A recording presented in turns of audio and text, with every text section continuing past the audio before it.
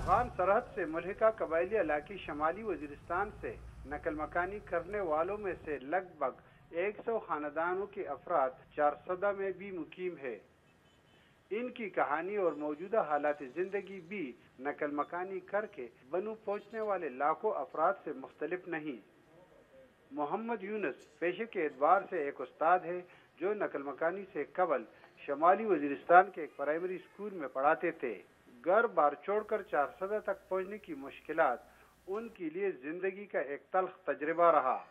سر اس طرح کی باتیں ہو رہی تھی کہ آپریشن ہونے والا ہے، لیکن وہ غیر یقینی کی صورتحال تھی، پتہ نہیں چل رہا تھا کہ کب ہونے والا ہے یا واقعی ہونے والا ہے یا نہیں۔ اس سے پہلے بھی یہ باتیں ہو رہی تھیں۔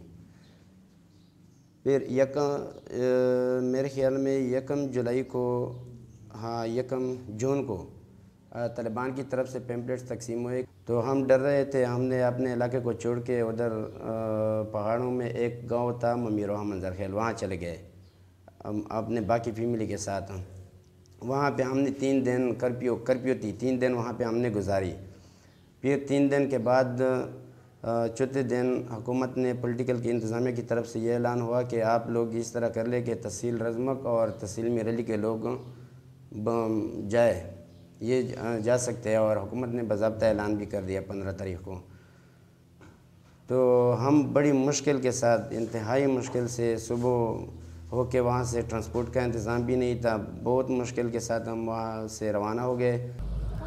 میران شاہ کے علاقے گاؤں محمد خیل سے آنے والے نجیب اللہ کھیتی باڑی کر کے اپنے گزر اوقات کا بندوبست کرتے تھے۔ وہ نقل مکانی کر کے پہلے بنو پہنچے، لیکن ان کے بقول صورتحال ان کے لیے کسی بھی طرح موافق نہیں تھی، جس کی وجہ سے انہوں نے وہاں سے بھی کوچ کرنے کا سوچا۔ پہلے تو وہاں بانو آئے تھے، وہاں پر بندوبست نہیں تھے کوئی اچھا، تو ہمارا وہاں ایک وہ آدمی تھا، وہ دوست تھا، اس کے ساتھ 1 رات 2 رات گزاری۔ گرمی سخت تھی اور پورا انتظام نہیں تھا، تو ہم نے کہا کہ یہاں ہم جانے پہچانے کے لوگ یہاں بھی تھے چارسدہ میں، اور اس کو ٹیلیفون کیا کہ یہاں پر کچھ گھر مل جائیں گے یا نہیں۔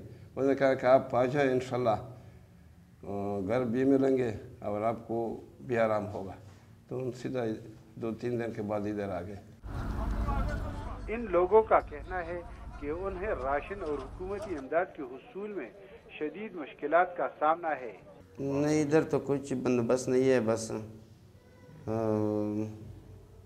اس کی فکر لاحق ہے کہ ہم کس طرح اپنے گھر کی کرایہ ادا کریں، کیونکہ اس کا بھی وہ ہے، اور باقی خرچی بھی ہے، رمضان بھی ہے، اور اوپر سے ہمیں پیسے بھی نہیں مل رہے ہیں۔ انہوں نے ارباب اختیار سے مطالبہ کیا کہ راشن کی تقسیم اور امداد کی فراہمی کے لیے پشاور میں سینٹرز کی تعداد کو بڑھایا جائے، کیونکہ اس شدید گرم موسم میں چارسدہ سے بنو تک کا سفر ان کے لیے کسی بھی طور پر آسان نہیں۔ مشکلات میں گرے ان خاندانوں کا کہنا ہے کہ انہیں نہایت عجلت میں گھر بار چھوڑنا پڑا، جس کی وجہ سے وہ اپنے ساتھ کچھ بھی نہ لا سکے۔ شمیم شاہد، وائس آف امریکہ، چارسدہ۔